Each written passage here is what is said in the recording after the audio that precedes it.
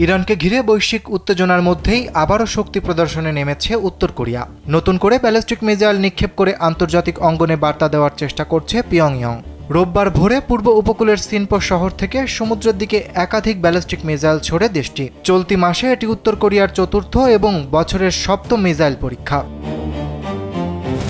দক্ষিণ কোরিয়ার সামরিক বাহিনী জানিয়েছে, স্থানীয় সময় সকাল ৬টা ১০ দিকে নিক্ষেপ করা মিসাইলগুলো প্রায় ১৪০ কিলোমিটার পথ পাড়ি দিয়ে নির্দিষ্ট লক্ষ্যবস্তুতে আঘাত হানে।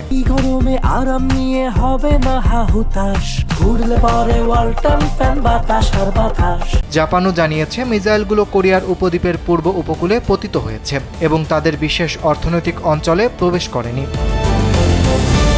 এদিকে ঘটনার পরপরই দক্ষিণ কোরিয়ার প্রেসিডেন্ট কার্যালয় ব্লু হাউস জরুরি নিরাপত্তা বৈঠক ডাকে। উত্তর কোরিয়ার এই পদক্ষেপকে জাতিসংঘের প্রস্তাবের লঙ্ঘন এবং উস্কানিমূলক বলে আখ্যা দিয়ে তা বন্ধের আহ্বান জানায়। বিশ্লেষকদের মতে, ইরানকে ঘিরে চলমান সংঘাতের প্রেক্ষাপটে নিজেদের সামরিক সক্ষমতা প্রদর্শন করে আন্তর্জাতিক পরিসরে কৌশলগত সুবিধা আদায় করতে চাইছে পিয়ংইয়ং।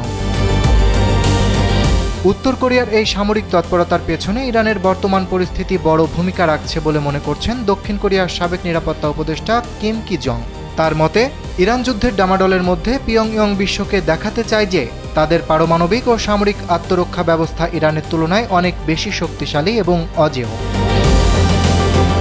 এছাড়া মে মাসে মার্কিন প্রেসিডেন্ট ডোনাল্ড ট্রাম্পের এশিয়া সফরের আগে উত্তর কোরিয়া কৌশলে নিজেদের শক্তির জানান দিয়ে আলোচনার টেবিলে সুবিধাজনক অবস্থানে থাকার চেষ্টা করছে। যদিও ট্রাম্প ও দক্ষিণ কোরিয়ার প্রেসিডেন্ট লি জে-মিয়ং কিম জং উনের সাথে আলোচনায় আগ্রহ প্রকাশ করেছেন, তবে এখন পর্যন্ত কোনো আনুষ্ঠানিক বৈঠকের পরিকল্পনা চূড়ান্ত হয়নি।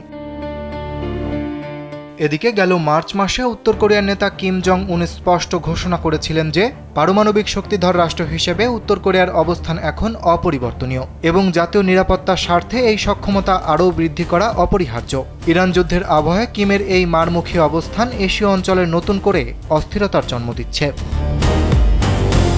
অরিত্র বাসু, কালবেলা।